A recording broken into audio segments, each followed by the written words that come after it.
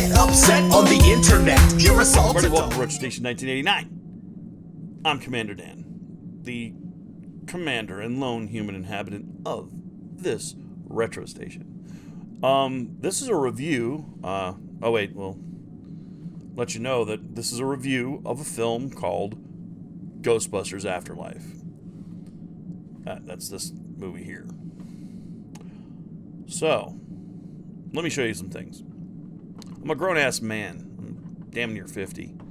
And I own this thing. Yeah, it makes a lot of noise. It, like, hits everything. These are the lights on it. It's the Ecto 1, but here, this is why I bought it. Can you hear that? This is the Playmobil version of this toy. And if you have the Kenner versions, I envy you. I never got them as a kid. But I want to show you something neat. In the Kenner version, you couldn't fit all the Ghostbusters and their, like, proton packs and everything in here. This is a dream toy from when I was a kid. And since I'm a big baby man-child, now I bought one. I also bought the Firehouse. I now own every Ghostbusters movie licensed toy from Playmobil. Watch out there, Ecto 1. Damn.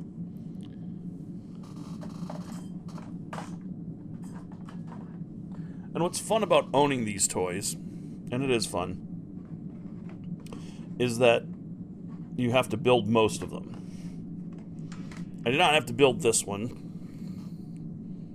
Stay Puft Marshmallow Man. But I like him. He's gonna do that again, huh? Yeah. I always think I have garbage on my face now that I've been losing weight. Like I have a dimple and I didn't realize I did. So look, that's not garbage. There's not garbage on my face. Like, see? Like that? It just appears. Isn't that crazy? But I also like monsters and also Monster Mash cereal. I wish they would keep this out, and they didn't re-release High C. Didn't re-release Ecto Cooler for this movie. They made it into a frickin' contest, which annoys the dukes out of me. And because I'm an 80s child, gotta follow your dreams, man. Got my Freddy shirt on. Now, let's talk about the flick real quick. So, all I wanted this movie to be was not shit. I just wanted to not be shitty. You know what I mean? Like, I would have settled for the quality of the 2016 movie. Honestly. I would have sat there and swallowed it. I was like, oh, fine. Okay, it's just as average as the 2016 movie was. And by the way, it was average. It wasn't great. It wasn't terrible. It was just an average movie. My wife thoroughly hates that movie. And a lady that walked out of this one said F that movie in its stupid effing mouth about the 2016 version. And any review I do of this movie is gonna come off as a little hollow because I love Ghostbusters. So whatever they showed, I was gonna kind of like. I was gonna be like, well, hey, it's Ghostbusters. All right. Because I have a very old school, it's like pizza view on these movies. Any pizza's better than no pizza, and pizza's pizza. It's going to be either great or trash. Or in the middle. There's all places this movie could have been or gone, and it's an exaggeration most times when people say something was astonishing. But this movie astonished the shit out of me. It's not shit. Is it perfect? No, it's not perfect. But how could it be? I'm one of these, I'm a guy. So, when I talk about Ghostbusters, and you're watching this, some guy thinks... Listen, folks who side with the idea that misogynists only hated that last movie, and folks who are hardcore feminists, I'm an ally. My dislike for that last movie was mostly because it didn't look like they put any effort into it and had no love for the franchise. So, that's why I didn't like it. Of what I didn't like about it anyway. I liked it just fine. It was fine. In fact, Leslie Jones, you are a genius, and you made that movie not above what I thought it was going to be, which was farted out trash. It just was normal movie for me. I mean, if you guys just watch staff picks, you understand that I like every kind of movie. I like movies. A lot of people don't like stuff anymore. I don't know what that is, man. I like Ghostbusters movies. And so it was a Ghostbusters movie. And guess what? It was a Ghostbusters movie that I watched and it was okay with. But understand this. This movie wipes its ass with that movie. This movie walks up to that movie, shreds it, and wipes its ass with it. And I will have to spoil something in the spoiler section. It'll be brief, and I'm only going to spoil one thing that you may already know. I don't like spoilers. There's a link down below to Tim Rogers, How to Not Spoil Anything for Yourself. And I know it's a joke, but I kind of think that he also feels the same way I do about spoilers about things I truly care about. So I didn't watch... I haven't watched a trailer for Far From Home since the Hello Peter, and then I saw this trailer that showed with this. I can't wait for this movie because I love Spider-Man in the same way that I love Ghostbusters. And I have a prediction at the end of this review that will probably blow your minds, but I'm going to take bets on it. So, be ready. So this is the non-spoiler review of it. Go see it. It's good. If you like Ghostbusters, it's astonishingly good. If you like movies, this movie is this kid's generation's Monster Squad. Because it has all of the modern sensibilities of comedy for kids. And it needs that. And it hits those notes perfectly. There are flaws. And we'll talk about those during the proper review, which is this part. But let's talk about all the good things. Paul Rudd. Paul Rudd does the best version of Paul Rudd there is to do in a movie like this where Paul Rudd's character is what it is. And he does not... it's so good because he doesn't do the thing that everyone fears in a Ghostbusters movie that isn't about the original Ghostbusters.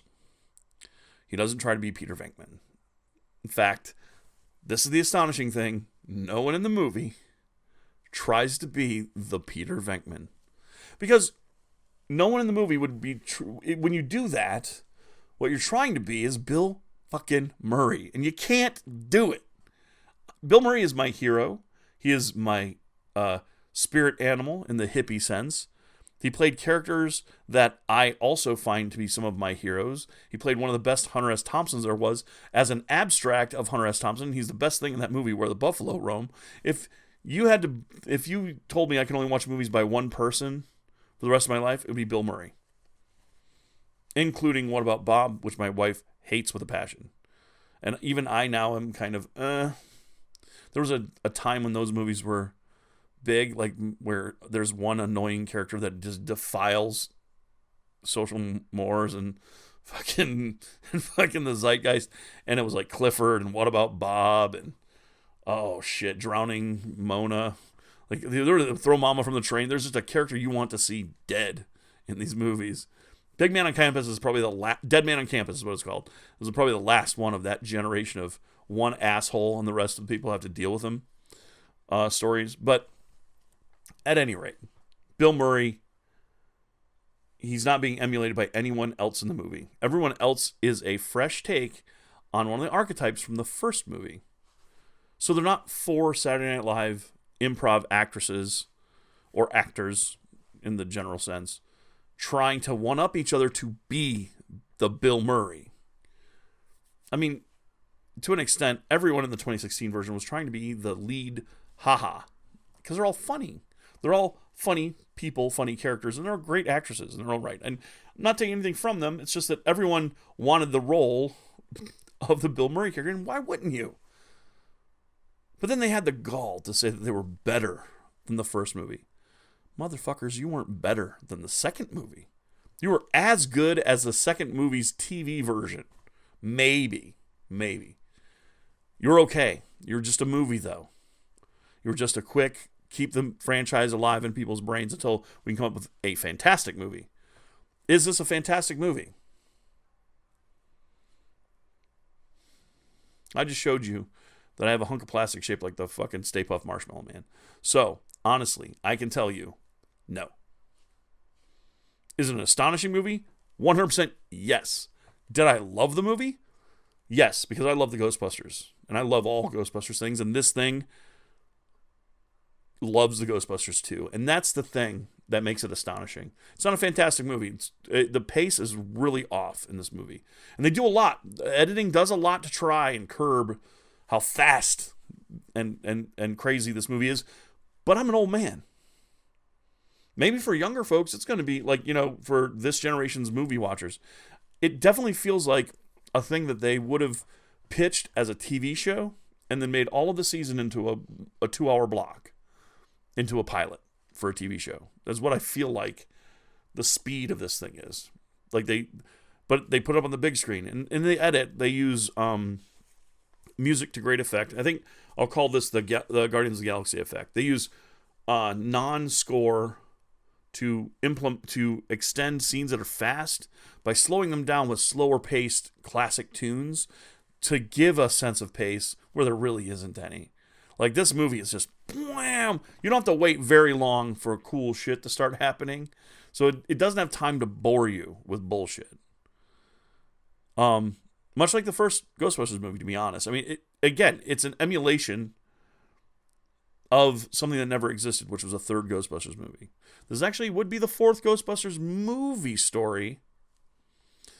We'll get to that in just a second when we go into spoilers, but this movie is good.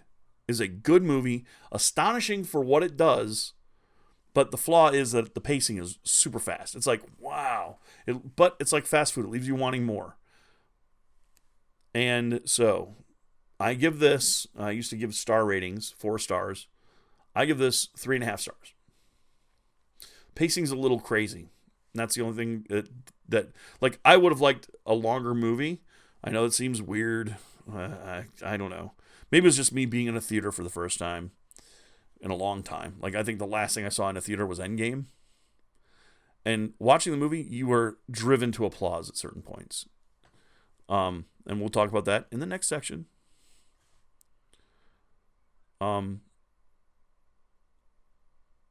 It's a reverie I just had about my experience last night at the movies, and I got choked up, man. There's some scenes, and we'll talk about in the spoilers, that were so so note perfect that, 3.5 stars. Thumbs up, go see it in a theater if you can. I saw an IMAX. There are scenes that are IMAX worthy, and their choice, dude. And you can't beat what happens in these scenes. A regular theater, sit closer, I guess. You don't have to go to IMAX, but you won't be wasting your money if you do. Now, for your spoiler alert. Yeah. I just alerted you of the spoilers. Spoiler alert. All over the screen. Spoiler. There, see? Put a spoiler alert on you. All right. Please don't click away. Suffer through the spoilers. It's been 13 minutes. You can go ahead and do whatever the hell you want. So, spoilers. Let's start with the story. I can't show you pictures of the movie. The movie people will come get me and shut my channel down and make me dig in the salt mines, so I don't want to do that. But I have a good ability, fair to middling, to paint you a word picture of what happens in this movie. And it's based on a questionnaire that I'll come up with right now. This is all improv off the top of the head. I don't have a script or anything. I'm not reading a script. What version of the Ghostbusters do you like? Do you like the movies, the first 2 movies? Well, then you're going to love this movie. Do you like the Extreme Ghostbusters cartoon? You're going to really like this movie. Does that intrigue you? Do you like the 2016 version of Ghostbusters? You're going to be intrigued by this movie, and you'll actually like this movie. Because it does something as well as the main thing that it does, which is to become naturally inclusive. The people who are included for a reason. They weren't like programmably picked by an algorithm to be in the movie to appeal to the widest demographic. And yet demographics are represented, and there's representation in this movie that doesn't feel forced or artificial or just for the sake of gaining $1. And this is a Sony movie I'm talking about. Now, it does do that. It does include a lot of, like, I see why certain characters may be Asian. Well, you got to sell this movie in China. I'm sorry, it's a fact of life that you're going to see more movies caring about China's market than our market because they got more money, more people, and you got to sell there too. So, yeah. But I don't think that was the reason, because I'm going to tell you the character of Podcast, his name is literally Podcast, which is a joke on a joke on a joke, which means that this movie was thought about and loved so much that that joke, the meta of the joke, on top of the joke, and the joke is touched upon in the movie in such a way that is Ghostbuster fan, like, gold mines. The nerd that wrote this movie and directed it, by the way, I see you, Jason Reitman. You're a bigger nerd than me, and I applaud you for being that nerd. I'm choked up now talking about it because the movie even does things that I wouldn't imagine it would be able to do, but at the sake of its pacing. The pacing is crazy in this movie. It's like, I hate to invoke this movie because people hate these movies, but The Rise of Skywalker, that pacing in that movie where you're like, whoa, whoa, whoa, whoa, whoa. It makes you feel like that if you've probably never heard of a Ghostbuster or know what a Ghostbuster is or a Ghostbuster car or Ecto-1. If you don't know any of that shit, this movie's going to go weird. But I hope it does that and intrigues folks to go look even at the 2016 movie, because the flick does what it's supposed to do, which is make you love Ghostbusters again. If you already love Ghostbusters, it ungrinchifies your fucking heart from that 2016 movie.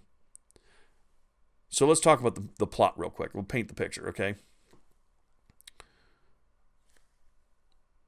The family from the trailer, as guessed by every person who saw the first trailer, they're like, well, not the first one, that teaser trailer with just the Ecto-1 was like, hey, here's the Ecto-1, here's the sound effects. The family, of course, is Egon Spengler's daughter and her kids. His daughter hates science and scientific endeavor, or basically, she hates scientists and people who are really gung-ho about science. Because her dad abandoned their family, seemingly, to move out into the middle of no place, and she never knew him. He left before she was old enough. He left before she was pre-verbal even. Messed up. And, man, it kind of chokes me up because the movie's so good at what it does. Her and her kids are informed that Egon dies. He dies right at the beginning of the movie. There is a Grand Moff Tarkin-esque CGI version of Egon, but it's done in these flash sequences. It's not like a long, like, staring into a mirror where you're like the uncanny valley breaks your immersion. They show him immediately first, and this is such a good idea because it gives you just a brief, like it gives you brief clips of him, and there's a medium length pause on a profile of his face for just a second. It's not even a full profile; it's just the lower half of his face in profile, and then that's it. He dies. Family goes out and finds out that he was called Dirt Farmer because he had a big farm and it looked like all he did all day was plow dirt. The plot then moves on from that to the fact that something is haunting the house and leading the daughter, Phoebe, who is fucking amazing. And the kid actors in this, Finn Wolfhard, we already knew, can do the job. He does not only the job, he's great as the older brother. He's great as a put-upon slacker kid who's being moved out to the middle of Oklahoma from New York City. It's great. And it's not overdone. Nothing in here is super deep fried and overdone. So the plot revolves around them fitting into Oklahoma a little bit. Phoebe befriends her summer school teacher. She decides to go to summer school just to go, I guess. I can't see that she's behind in her work. They might have mentioned it, but the pace of this movie is so crazy. It's like maybe they mentioned it. I don't remember. But she goes to summer school and meets Paul Rudd, he's a seismologist who is a science teacher who just plays videos. It's pretty great. He doesn't go overboard. He's just a scientist at a school, and he's really interested in the fact that there's these earthquakes every so often in this town, and they're not on a fault line, they're not near a volcano or anything. And they explain that in this in the best way possible, and I'm not going to spoil that for you. So at any rate, the plot moves forward until Phoebe finds a ghost trap in the floor of her house, and Paul Rudd helps her open it, and inside is a protector of Gozer. It's not a demon dog. It's the master of the demon dogs. It's like this thing from Gozer's dimension, and it escapes. And then they become the Ghostbusters. I'm not going to ruin anything else. There's one last thing that I'm going to spoil because stay until the very, very end. There's after credits, and stay for them, because the very last after credits is Winston Zeddemore and Janine. Two people who don't get enough credit for these movies. There's no Rick Moranis in the movie. Sorry. I was hoping for it. I love Rick Moranis. I wish he'd been there. But I think if there's a sequel, he may be in it. And I would demand justice for Rick Moranis in the next flick. But the conversation that Winston and Janine have, because they mentioned that in this is one of the plot elements, so it is a spoiler. They talk about what happened to all the other Ghostbusters in the time between Egon went to the farm and the end of the movie. Winston created a business, a worldwide business, and is super rich, super wealthy. He funds he funds Ray's shop, and you find out about all the other Ghostbusters. But at the end of the movie, they're talking, Janine and he's like, yeah, I created a worldwide business. But the whole time, he's like, because as a Ghostbuster, I learned I had the tools and I had the talent. It was so good. And he goes, and what I learned more than that is like, as much money as I've made, as many properties as I own, I never stopped being a Ghostbuster. And that is not just Winston Zeddemore. That's the actor too. And they treat Winston Zeddemore and make him a king in this fucking movie, and it's fucking dope. And here's the deal. This is a fan theory, and I call it a spoiler because I think it's going to spoil the next movie. Winston's talking about a funeral home business that he opened up and became very wealthy at all over the world. I mean, we just lived through a pandemic. Funeral homeowners are actually doing all right. And who better to own a funeral parlor service than a Ghostbuster? To give people comfort, you know? I would like that guy to tell me what's up with the afterlife, since there clearly is one. And that means that he, because that's the character he plays in the 2016 movie, means it makes that movie canon too. And I'm all for that. Because they mentioned 2016, something big happening in New York, but nobody really talks about it in the movie. So they don't diss it. They don't distance themselves from it. They just say, yeah, it happened. And at the end of the movie, Winston is the money man and bringing the Ecto-1 back into the firehouse. Dudes and dudettes, go see this fucking movie. Thumbs up.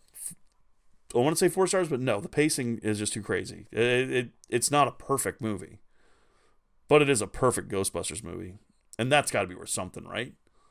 And I don't want to ruin the scene, but there's a scene at the end of the movie that made me like choke up because of the personal history between two of the people that were in the movies. And that's all I'll say. If you watch the movies that made us, you'll know what I'm talking about, and I don't want to ruin that for you. So don't go look at it if you haven't yet. But I just wanted to impress upon you that if you're a Ghostbusters fan, this movie has everything you're looking for in a Ghostbusters movie, and then some. And I will watch I would watch, even if Phoebe Spengler never fights another fucking ghost, I would watch a show about Phoebe and her brother and her mom, and a podcast, because podcast dude, that character is so good. It's like a Ghostbusters Extreme character. It's like the next generation. I want Podcast in the next movie because he's fucking great. So that's my verdict. 3.5 stars. Thumbs up. Definitely see it in a theater. Definitely check it out. I'll own the Blu-ray. I'll buy the toys if Playmobil makes them. Playmobil. Make an Ecto 2 or an Ecto 1 with all the damage and stuff. It's got to happen. All right. This is Commander Dan saying, no matter what I've said before or in the past about this movie or any other, remember to always, always stay retro. Peace. Get upset on the internet. You're a salt adult. You're a salt adult. Get upset on the internet. You're a salt adult. Throwing out a hissy fit, your views ain't in the millions, and every up and comer is a threat to what you're dealing. And instead of getting better, you just spout up on your Facebook, crying on your Twitter bit about how bad your case look. In case you didn't get it yet, allow me to rephrase it. Your grandma than my 4-year-old, I'm actually amazed. Like you couldn't even see the forest for the trees. The writing's on the wall, literally there to see. How you getting salt that a culture blowing up, man? I think there was a point where you stopped growing up, man. Instead of showing up, man, irrationally mad. Don't appropriate impression like the latest fashion fad. It isn't cool or funny to be acting like an edgelord. You alienate friends, pushing closer to the edge more. I don't know how to say it anyway to make it clear. If you're the one and happy, then the problem's in the mirror. Get upset on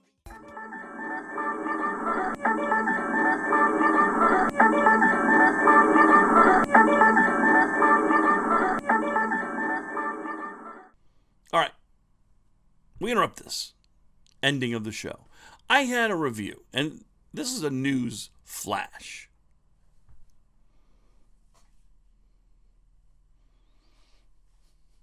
War is the headline. I'm declaring war on all of the reviewers out there reviewing Ghostbusters Afterlife.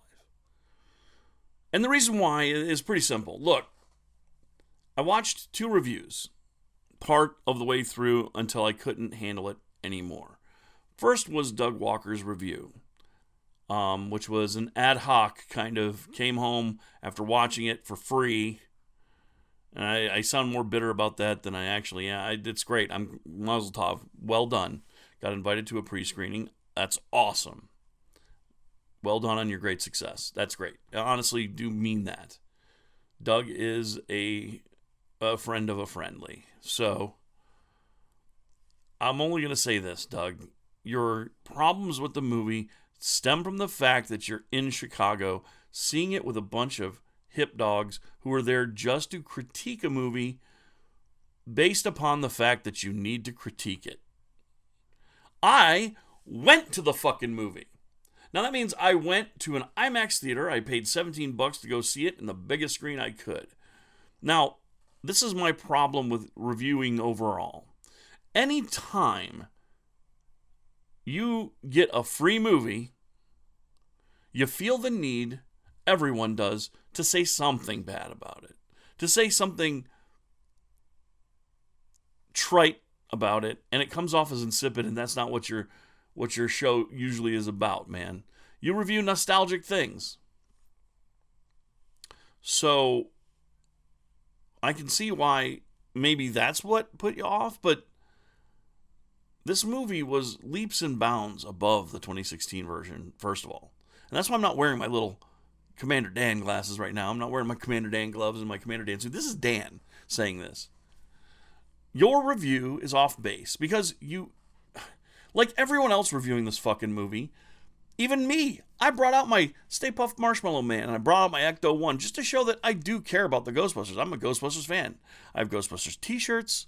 I like the Ghostbusters. Almost, I'm on that verge of, oh man, I'd really love to own an Ecto 1 and join a Ghostbusters group who go around to children's hospitals dressed in Ghostbuster costumes. Like, I want to be that guy. But I don't have time to be that guy, and I'm not quite on that level.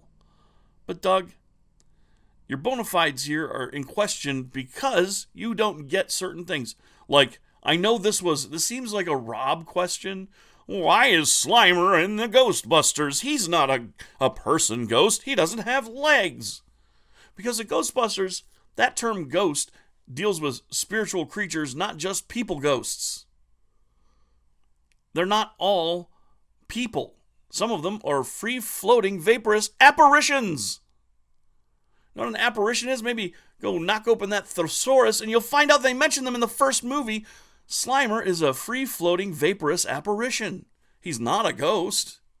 So maybe that's where you're confused. Or in this movie, where they show the fucking terror dogs. The terror dogs also aren't ghosts, but you don't seem to have a question about that. I guess because they look solid? I don't know. But all of the things that aren't people ghosts are apparitions. And fought by the Ghostbusters with their neutrino wands.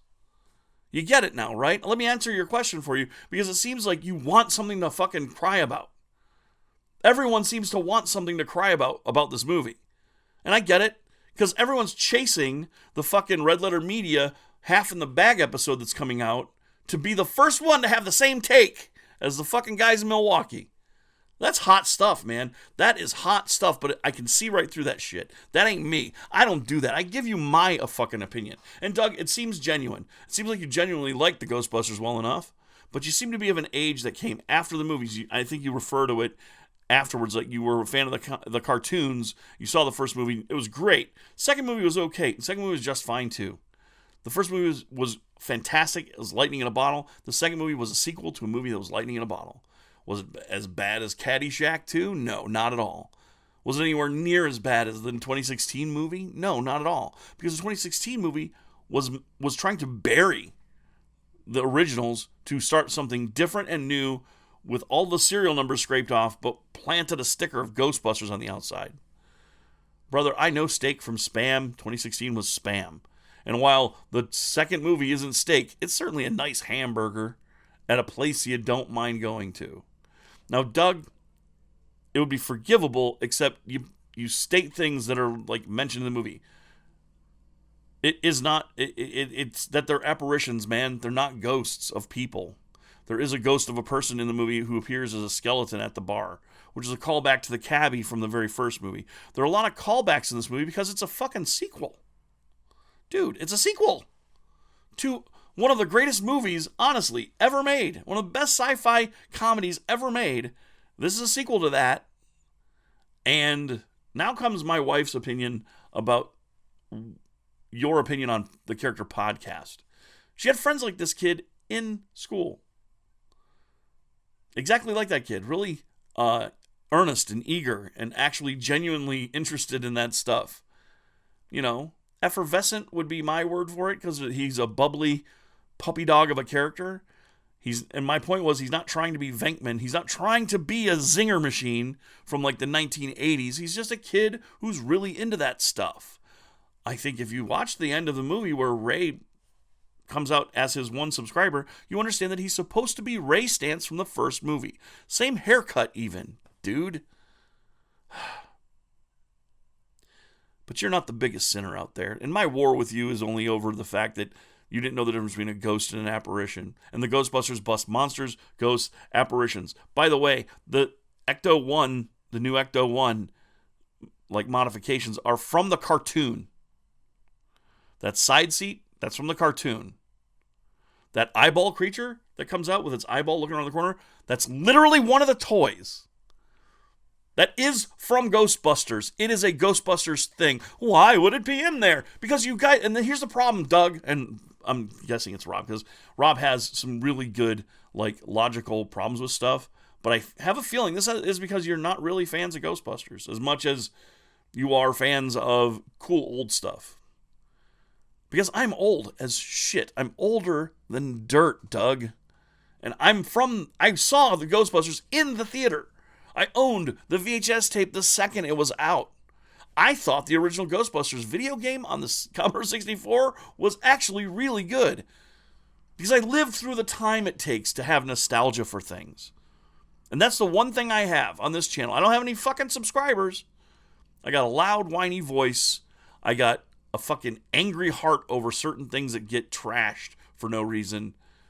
And I have a lifetime's worth of experience watching film, critiquing video games, critiquing everything. I'm from the most angry generation there ever was, Generation X. The most disillusioned generation there ever was, Generation X.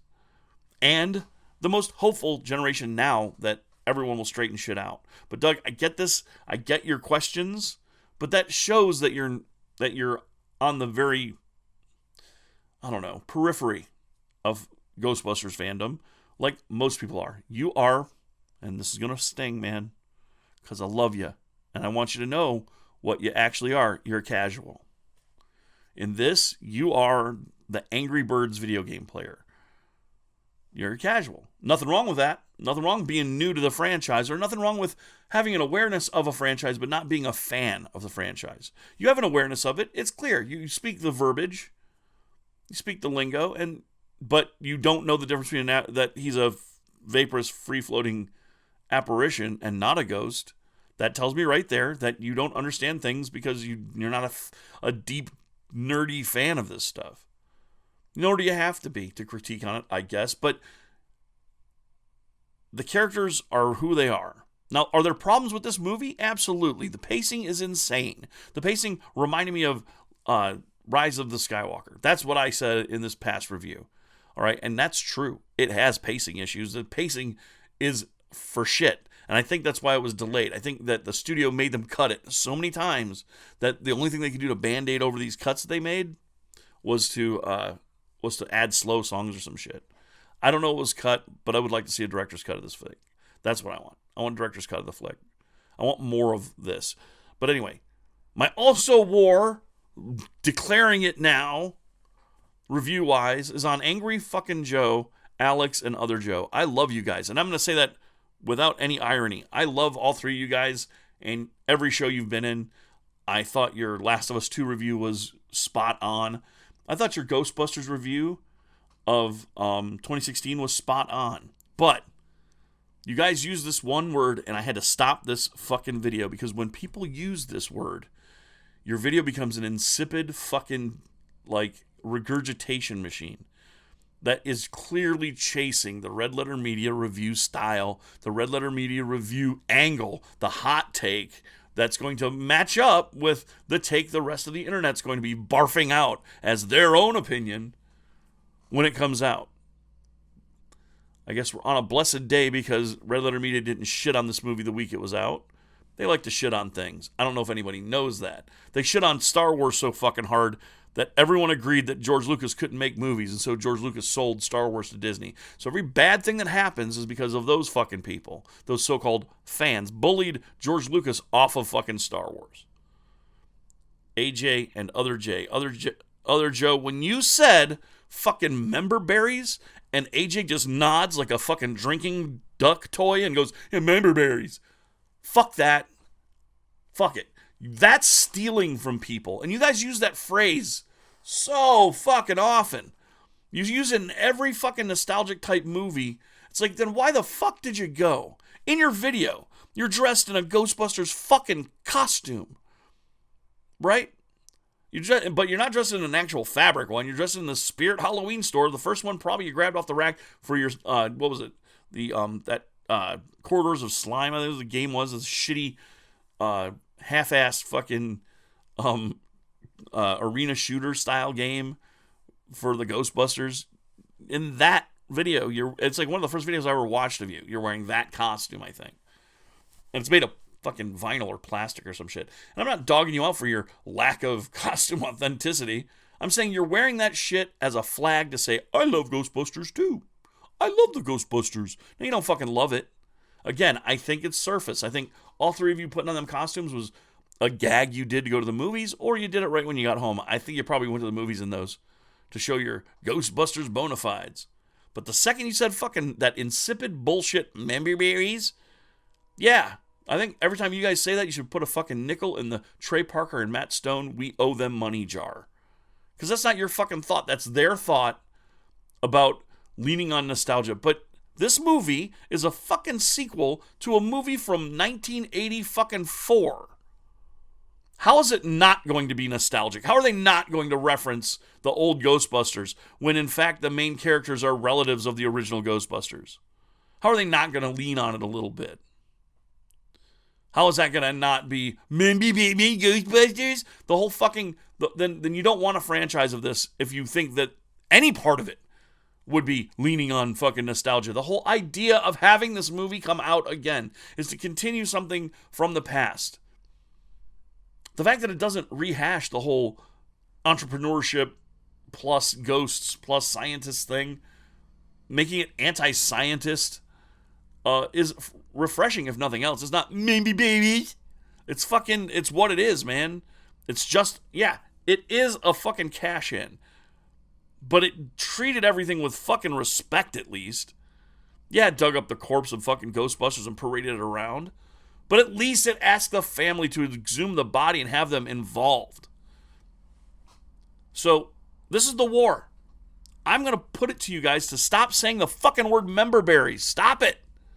It's not your fucking opinion. It's Trey Parker and Matt Stone's clever opinion, pretending that they're not in their fucking 50s. And by the way, that was just a dig at Family Guy for doing their aside jokes. And I can't stomach people who claim other people's opinions as their own and then appear to fucking use that as the basis of their fucking critique. And I know you guys don't do that. And I know you're better than that. This is me speaking as a fucking fan. I don't have any fucking viewers. I don't have any fucking subscribers to speak of at all. But the war has been declared. Okay? And this isn't a fake fucking Doug Walker fucking... No offense, Doug, but come on. You against the AVGN? That was you picking a fight. I'm not picking a fight here. I'm declaring war on all reviewers. Every reviewer who does this shit. And I'm going to call it out every time I review a movie. There's going to be some static. And there's going to be me back on with my way too late fucking news style of fucking ranting. And I'm going to rant about the fact that you guys behave as though you know some shit and you don't know what the fuck you're talking about. You just don't. And it's this reverse haterism. It's like no one wants to be caught loving the wrong thing, especially when you know there's a bigger fish out there who's going to shit all over it. Fuck it. I don't care what Red Letter Media says about this fucking movie. I'll watch their review and I'll laugh because I know they're just going to shit on it. They're going to put their vinegary little take all over it. The thing that bums me the fuck out is that I'm now going to have to read that fucking take on Twitter over and over and over again from every fucking hipster and film school snob or wannabe hipster or wannabe fucking film school snob or little suck-up who doesn't want to cast any fucking waves anywhere about what their opinion is about fucking movies. Or whatever it is. Nobody wants to fucking anger the fans of fucking Angry Video Game Nerd. I can see why. I haven't gained any fucking subscribers by being the opposite of him on several video games. Because he's wrong on fucking video games some of the time. Because he's just a fucking kid. He's a little kid. He was a little kid when he played them. He wasn't of an age appropriate for them. Or whatever. He encountered them on his own terms and then reviews them the same fucking way. Which is all this shit that I see out of Angry Joe. No offense. And Doug Walker. No offense again. It's like you guys hit home runs constantly. But whenever I see a fucking movie review where you tear shit down for the sake of stating something that just isn't true. I mean, I guess it's your opinion. And you can lean on that as being true or false, I guess. But it feels, and this is very important because it is opinion, it feels inauthentic. It doesn't feel like your authentic opinion. I think your authentic opinion is somewhere closer to what I thought, which was, is this a perfect movie? Not at all. No. The pacing's for shit. The characters aren't thin, but they're so close to, like, they're like a low-cal version of characters because a lot of shit seems to have been cut out. This movie probably was an hour longer and needed to be to repair the damage of the 2016 movie. But what the fuck else did you expect to happen, Angry Joe, with your fucking Mimmy Berries? What the fuck were they going to do for people who hated that 2016 movie? How are you going to coax any of those fucking people? And go look at the fucking numbers on that trailer view. How about James Rolfe refused to go see the fucking thing and they treated it like it was a crime of the century? How are you going to get those fucking people, those millions of people who watch James Rolfe's show to go into this fucking movie? How are you going to do it? I'll tell you how. You slather it with nostalgia sauce. You put on some marshmallow fluff at the top. That's like, well, he's different now. He's different. He's also a leftover from the first movie. Get it? The leftovers? Little pieces. Not a big... It's like, Jesus Christ, do you not get how smart this movie is to do the things that it does? The good things about the movie far outweigh the bad things. But it's not perfect. It's not a perfect flick at all. You know what? I dare you to watch my fucking review, not just the part that mentions you two. And I would mention everyone else, but I haven't really taken the time to watch anyone's insipid fucking videos about this thing who are just fucking... And all the other hogs are at the trough waiting for fucking half in the bag to come out. Oh, I wonder what Mike Stoklas is going to say about this, because I want my opinion to match up with his for fucking sure, because if it doesn't, I'm going to get talked to by the internet. Or ignored. And God forbid I get ignored. Fuck, I've been ignored for a whole fucking year and a half making this fucking show. And this is out of love, by the way. This is out of fucking me hating on you guys. I love your reviews. I binge watch them constantly. I watch the commercial fucking reviews constantly because that thing hits on all cylinders. Because it's authentic. I get your authentic opinion about those things, Doug. And for you, Angry Joe, anytime you're doing board games or you're doing any game, I love watching your live streams. I wait for your opinions on stuff about aliens. Because, dude, you're spot on 99% of the time there because you're an authentic fan of that stuff. I can tell. This Ghostbusters thing, dude, I gotta say that I find it inauthentic. And fucking, what the fuck with that memberberry shit? Drop it. That immediately. It made me stop watching the fucking review. Because when somebody borrows that particular thing, my brain goes, this is insipid nonsense. This is trash. The only people who fucking steal off of South Park are people who want to fucking ride that fence and go, oh, no, I might think some woke things, but I'm also a bad boy. Bullshit. Angry Joe, you're better than that. I think you're better than that. Alex is better than that. But other Joe, the memberberries thing, what the fuck else were they? You're sitting there, and by the way, now I'm going to get mad about this a little bit. I fucking refuse to believe you had the gall to say memberberries when you're sitting there in a fucking Ray Stantz fucking costume in a mock theater set fucking green screen, and you're just exuding the radioactive fucking nostalgia from your very body, and then you go, yeah, how dare they use fucking nostalgia? What the fuck are you doing, posers? Jesus fucking Christ already. Just don't do that shit, man. You're better than that. So this is my fucking war now. I'm going to review movies. And fuck you fucking people who are out there fucking latching onto the tit of Mike Stoklas and Red Letter Media. Who are fucking funny, by the way. But they're a vinegary, hot fucking piss in the face of everything they don't like. Half the time they're right, and on the other half of the time they're just being bitches to be bitchy. Hipster, bitchy, snobby fucks. You know, we drink beer and also mock VHS movies. Yeah, dude, I've hung out with VHS collectors, dude.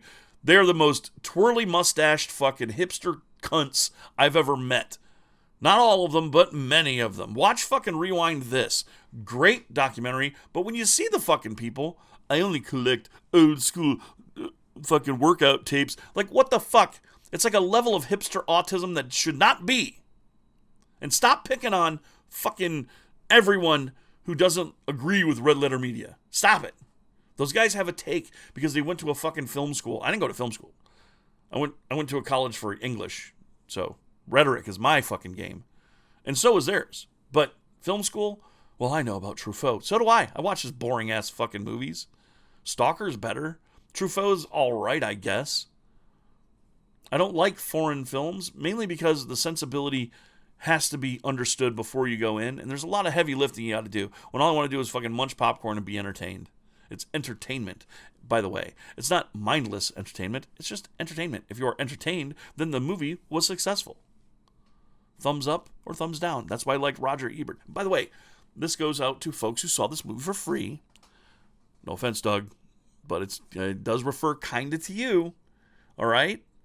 But you saw the fucking thing for free. Roger Ebert never paid for his fucking movies. He paid for them, or the paper did. He was reimbursed, but he didn't get free screenings, I don't think, right? That wasn't his gig. I'm pretty sure he was famously all about paying for the fucking movie so that you're invested. You put your fucking money on the barrelhead, and you get what you get. And then you can review it authentically. I got a free thing to go to the thing. Oh, really? Well, great. You'll either feel obligated to blow the movie or you'll feel obligated to shit on it a little bit so that it doesn't seem like you're... And the fact that you have to... And it comes off like that means that everyone sees that. And everyone gets bugged by it. Because you authentically review Disney shit. I know, because I can tell you authentically like Disney, and you authentically are creeped out by certain Disney things. You authentically reviewed Matilda. You authentically review, back in the day, you authentically reviewed everything that you ever encountered, and it suddenly, with more production value, and even in these ad hoc ones, it seems like you are chasing that fucking red letter media take, whatever that red letter media take is. And we already have two snobs out there. We got Cinema Snob and we got the red letter media guys. We don't need more snobby takes on this. We don't need any more hipster fucking takes. Too cool for school. We need people who like movies reviewing movies and paying for their fucking movies and saying what they paid for, even if it's streaming. You want to know who does a good fucking movie review, an in-depth movie review, and an honest movie review? No, not Honest Trailers. Shut the fuck up, Cambot. No. It's my boy Ian Sherrod. I'm going to share his fucking channel down there, 616 Entertainment. Yeah, I give him money every month on Patreon, and yeah, I fucking bought a t-shirt of his because I think he's putting out some of the best fucking review work for movies there is. People should be begging him to make movie reviews of franchises that he likes. And video games. The only person who does more research and makes longer reviews of a single, like he makes series reviews. Tim Rogers makes a single game review that's magnificent. It's like an edifice to behold. But both of them are authentic. And Doug, you're normally authentic, and I think you need to fucking rewatch this movie with people who aren't going to fucking either rub your shoulders and go, yeah, Doug, you're right. This movie, that character sucked. Are you fucking kidding me? Oh, that joke sucked. And you mentioned the joke. I don't even do that in my spoiler portion, but okay, let's talk about the fucking joke. Who are you going to call is the joke. The cop, this African-American dude, oh, god damn it, he's been in so many good movies. He's a great character actor, too. And he's got the fucking kid in the jail, and she demands her phone call. He's like, who are you going to call? And she calls Ray. Why this joke works, Doug, is because he's not asking her, who are you going to call, Ghostbusters? It just so happens is he's going to say, who are you going to call? And she calls a Ghostbuster. That's the joke. That's the upper level of that joke. And if you're a fucking fan of Ghostbusters, you'd know they don't make that joke in any of the movies. Except for that one part in part 2, you know, things are going to get messy. And who are you going to call? That's a Bill Murray line. Maybe that's why it made your eyes roll. I don't know. You're from Chicago, man. Why the lack of love for Ghostbusters comes through in this review, in that you don't seem to be that much into Ghostbusters. And Angry Joe, you seem to really love Ghostbusters stuff, but I don't think that you watched that movie. And by the way, if you don't like member berries, why the fuck are all three of you dressed like fucking Ghostbusters right now? So either you went to the movies dressed like that as a goof, or you went to the movies dressed like that because you're dedicated Ghostbusters fans. But if you're wearing a Spirit fucking Halloween costume to the fucking theater, that means that you kind of like Ghostbusters, and you want to seem like folks who really like Ghostbusters, so you're not giving a lot of shit when you come back hating on this fucking movie just to hate. I don't know, because I didn't watch your whole fucking review, because the second you guys said that insipid bullshit, member berries, I had to shut it off. Because it's wrong to do. It's wrong to lean on that shit. It's wrong to lean on other people's opinions and vomit them out as your own. It's wrong to do that. You know that. You're better than that. And that's going to be the end of it. But not the end of my fucking war. It continues. I won't go to war with you personally. I'm going to war with this idea of fucking, that's how you review shit. This, oh god, too cool for school bullshit. I'm done with it. Yeah, I'm too cool for school. That's why I have fucking Adventures of Lolo in my NES collection. I looked for it specifically because I needed it. Because I love that game. Yeah, I'm wearing a fucking Freddy Krueger Follow Your Dreams shirt. Because I just wanted to wear one. No, I own this because I fucking own this shirt. This is my Bullet Club fucking hoodie that I bought the day one when I fucking found out what the Bullet Club was. I bought this Parker and I've worn it out. I've still got it signed from the Good Brothers. It is worn out and I have a second one on fucking standby. A brand new one that I bought that I'm going to wear because I love the fucking Bullet Club. That's underground wrestling nonsense. But authentically, I love the things that I love. And if you hear me say something, it's because I tell the fucking truth about it, and I authentically love it or don't love it. And if I'm authentically mad, like Three Stooges, by the way, next year we're going to be doing an appeals episode of License to Play. Just want to slip that little plug in there, like a slip butt plug. But no, I'm at war now with this disingenuous fucking nonsense reviews. So I'm gonna review everything that I've seen. Once a week, we're gonna do Way Too Late News, and I'm gonna throw in a movie review like it was a fucking news broadcast.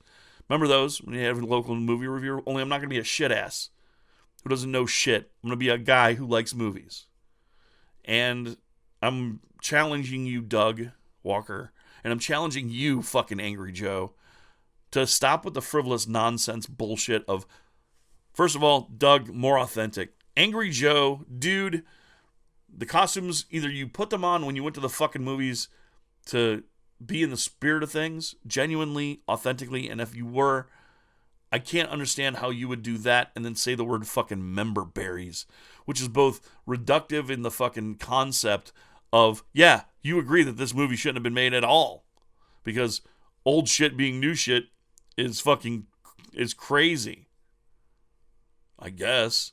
But Angry Joe, you review games mostly, and when you review movies, you review new movies. So if it's member berries, then stop fucking wearing the costumes, stop pretending like you like the shit, because either you wore them there genuinely, I apologize if that's the case, and you really are fans of Ghostbusters, and then you just got late, then you guys got lazy and you said member berries to shortcut through what your problems were with this movie. It leans too much on fucking nostalgia. Okay. I'm not wearing a single fucking Ghostbusters thing in this review, and I didn't wear it in my review. So, what the fuck? For real? I didn't think it leaned too much on nostalgia because it was needed. What were they going to do? Something brand new? They were going to, what? Subvert expectations? God, if I have to hear another fucking one of these fucking reviewers say, yeah, subvert expectations, quoting the fucking director of The Rise of the fucking Last Jedi, to piss in his face for fucking, what, making 2 really good movies and then made an actual excellent Star Wars movie? Yeah, that's right. Last Jedi's excellent. Come at me. I'll fucking review Star Wars for you. And I'll rub your face in how wrong you are about that shit because you fucking listen to Red Letter Media. All right? Because you listen to them. And everyone's take will be that take. I guarantee it. So stop listening to them for your ideas. Everyone. Not just Angry Joe, not just Doug Walker. But last but not least, you either wore that to the thing or you came home and put it the fuck on so that you would have this barrier of authenticity so that your words, when they come out, aren't going to sound like what you really think. Which is what? You think they shouldn't be making Ghostbusters movies? Or they should only be making your Ghostbuster movie? Did you write one? Because I didn't. And I'm there to be entertained. I'm not there to fucking have a hot take to gain views or clicks. Clearly. Or else I'd have more fucking viewers and clicks, wouldn't I? But honestly, man, the costume thing, that was a little tell. If we're playing poker, you're tilted now. Because the fucking member berries thing is lazy. And it sounds like you're looking for things other than the pacing, other than minor things that are wrong with the movie. And it's to match a tone that's already out there that needs to fucking be that person's tone. Let Red Letter Media be Red Letter Media. Let the cinema snob be the cinema snob. And everyone else either choose a fucking lane and stick with it or stop with these inauthentic, non-fucking natural fucking videos. All right? The inauthenticity is going to kill your fucking channels. That's what's going to get people stop watching you. All right?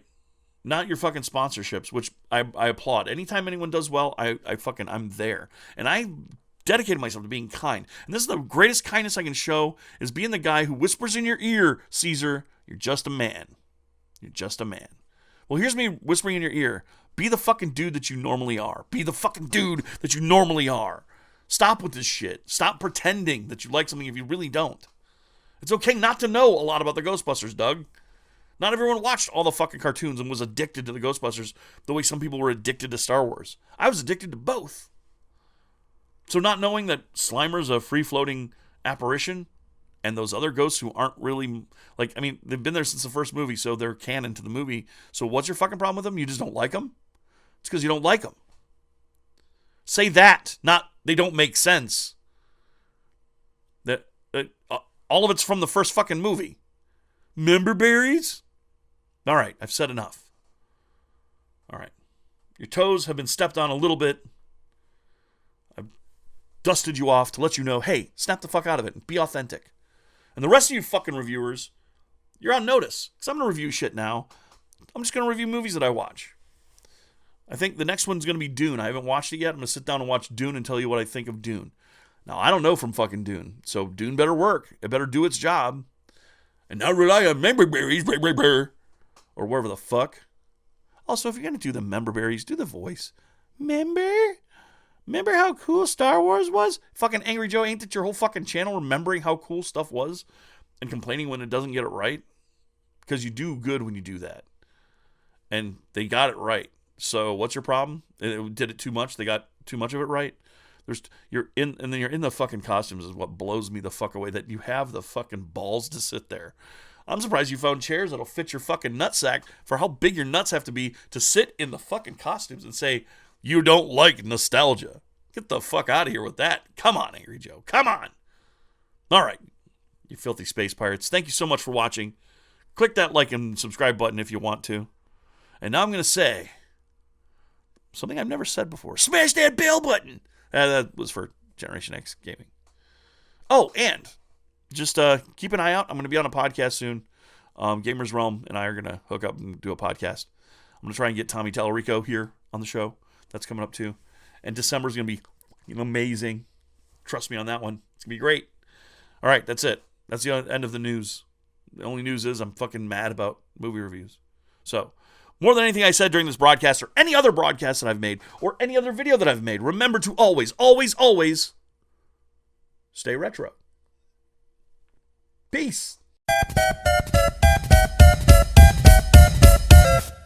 Get upset on the internet. You're a salt adult. You're a salt adult. Get upset on the internet. You're a salt adult. Throwing out a hissy fit, your views ain't in the millions, and every up and comer is a threat to what you're dealing. And instead of getting better, you just spout up on your Facebook, crying on your Twitter bit about how bad your case look. In case you didn't get it yet, allow me to rephrase it. You're cry more than my 4-year-old. I'm actually amazed at like you.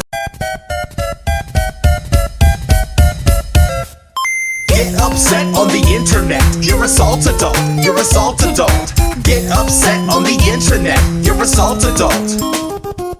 Throwing out a hissy fit, your views ain't in the millions, and every up and comer is a threat to what you're dealing. And instead of getting better, you just spout up on your Facebook, crying on your Twitter bit about how bad your case look. In case you didn't get it yet, allow me to rephrase it. You cry more than my 4-year-old. I'm actually amazed at like you couldn't even see the forest for the trees. The writing's on the wall, better believe than a seed.